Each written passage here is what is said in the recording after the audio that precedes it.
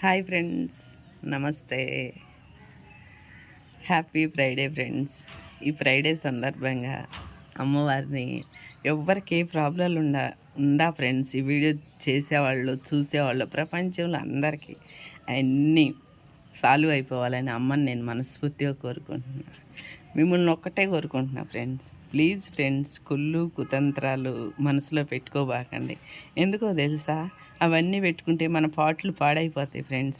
మనస్ఫూర్తిగా నవ్వండి, మనస్ఫూర్తిగా మాట్లాడండి, ఎదుటోళ్ళని ప్రేమించండి, వాళ్ళు మనల్ని ప్రేమిస్తారు.